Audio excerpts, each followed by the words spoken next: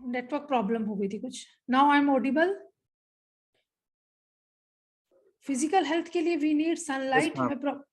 हमें proper sunlight लेनी है, फ्रेश एयर होनी चाहिए, water we are drinking, fresh water हमें ड्रिंक करना है, एक्सरसाइजेस 15 to 20 मिनट की रेगुलर एक्सरसाइजेस हमें करनी है. फूड जो है that is fresh and nutritional food लेना है. न्यूट्रिशन वैल्यू हम कितनी ले रहे हैं उसके लिए प्रॉपर न्यूट्रिशनल चार्ट मेंटेन किया जाता है. डेली हमारी डाइट में कितना न्यूट्रिशन डाइट में मिल रहा है.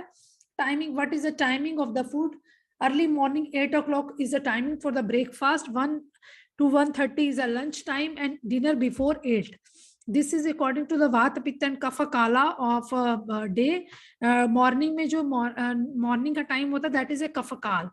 So 8 o'clock से पहले ही हमें breakfast लेना चाहिए. Lunch का जो time है 1 to 2 o'clock और dinner जो that is before 8. तो इस time पे अगर हम food लेते हैं तो we will be fit. हम physically fit रह सकते हैं. Next is hygienic condition. We should maintain the hygiene, daily taking bath, brushing and all the things. So दिनचर्या को हमें follow करना चाहिए.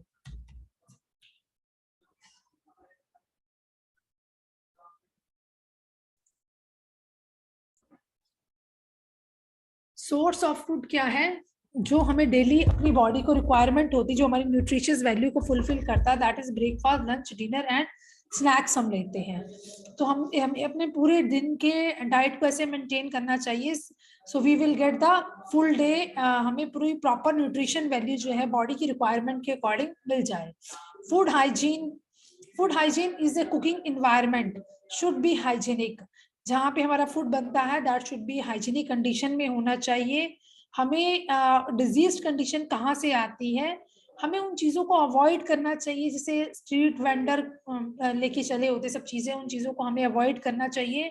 अवॉइड कट फ्रूट सैलड्स, जो ऑलरेडी कट करा हुआ सैलड्स है उसको नहीं लेना चाहिए. Many time hotels use to preserve this unhygienic fridge, क्योंकि जितने भी होटल्स वगैरह होते हैं उनमें सब में फ्रीज किया होता है. इवन जो हमारे वेजिटेबल्स होते हैं उन सब चीज़ों को फ्रीज किया होता है. तो इन चीज़ों को जब हम लेते हैं तो बॉडी में अनहेल्थी कंडीशंस होना शुरू हो जाते हैं, क्योंकि फ्रीज की हुई चीज़ें बहुत जल्दी से डाइजेस्ट नहीं कर पाती हमारी बॉडी. तो उससे क्या है, हमारी जो एसिडिक सिक्रीशंस होती हैं स्टोमक की वो कम होने लग पड़ती हैं और फिर जो फूड का ब्रेक डाउन है वो भी प्रॉपर नहीं हो पाता. Avoid directly drinking from cans.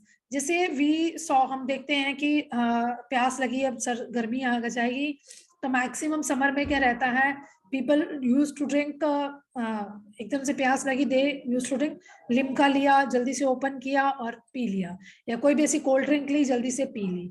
सो ये क्या, इससे क्या होता है कि एकदम से जैसे हमने कोल्ड ड्रिंक पी तो वो हमारी बॉडी में उसका बैड इफेक्ट ही आता है, क्योंकि स्टोमक जो है वो इजीली उसको डाइजेस्ट नहीं कर पाता.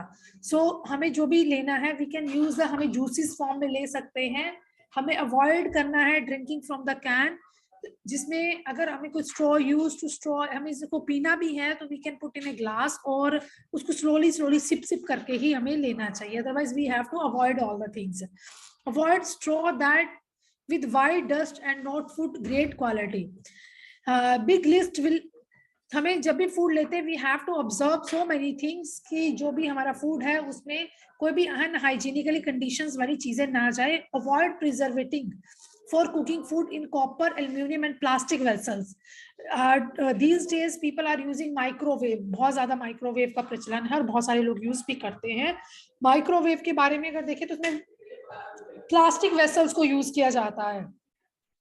प्लास्टिक वेसल जब इलेक्ट्रिसिटी या हीट के कंडेंस्ड में आता है सो उसमें से बहुत सारी ऐसी गैसेस वो सिक्रीट करता है जिससे हमारा फूड जो है वो पॉइजनस कंडीशन की तरफ चला जाता है.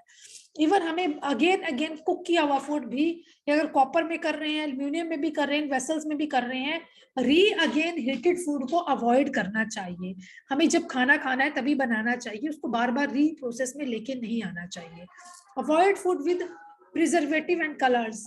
पीपल यूज टू टेक, बहुत सारे प्रिजर्वेटिव्स ऐड करते हैं, जैसे अचार है, मुरब्बाज है, या कुछ ऐसी वेजिटेबल्स है जिनको बहुत लंबे टाइम तक रखने के लिए people are use to take, उसमें प्रिजर्वेटिव डाल देते हैं ताकि उसकी फ्लेवर को मेंटेन करने के लिए बहुत फ्लेवरिंग एजेंट्स भी डाले जाते हैं, आर्टिफिशियल कलर्स डाले जाते हैं.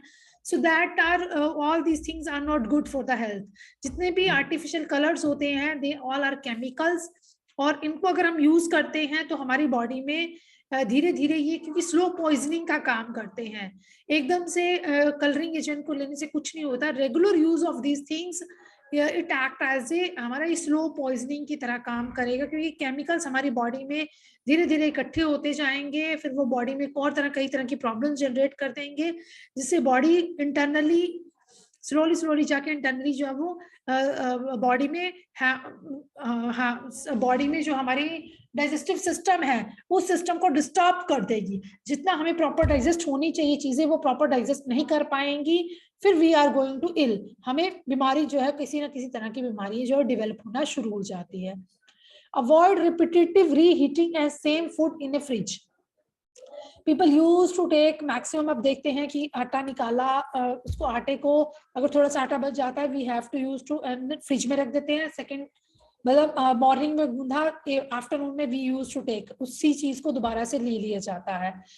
जब एक बार वो फ्रिज के कंटेंट में आया उसका टेम्परेचर जो है बहुत कम हो गया, 0 तक चला गया, अगर वो बिल्कुल फ्रीज हो गया है, उसके बाद एकदम से निकाल के आप उसको हीटिंग में डालोगे तो टेम्परेचर डिसबैलेंस हो जाएगा।